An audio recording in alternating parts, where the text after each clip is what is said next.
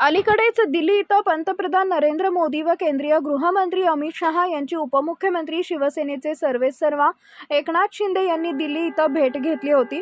यावरून उभाटा शिवसेनेचे प्रवक्ते संजय राऊत यांनी उपमुख्यमंत्री तथा शिवसेनेचे सर्वेसर्वा एकनाथ शिंदे यांची खिल्ली उडवली।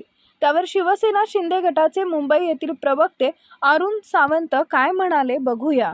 जळाला तरी पीळ काही जात नाही अशी एक सुप्रसिद्ध म्हण आहे आणि ही म्हण संजय राऊत यांना तंतोतंत लागू पडते।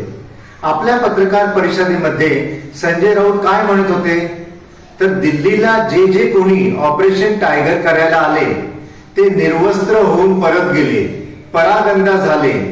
या दिल्लीमध्ये कुणीही कायमचा आलेला नसतो, त्याला एक दिवस परत जायचं असतं। या सर्व गोष्टी संजय राऊत यांना आता तंतोतंत लागू पडणार आहेत आणि काही दिवसांनंतर संजय राऊत यांची सुद्धा परिस्थिती अशीच होणार आहे।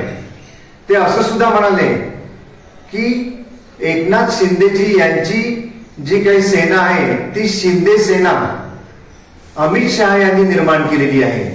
मात्र ते हे सांगायला नेहमी टाळाटाळ करतात की संजय राऊत यांनी जी सेना तयार केलेली आहे तिचं नाव उद्धव सेना असं आहे। Subscribe now and press the bell icon. Never miss an update.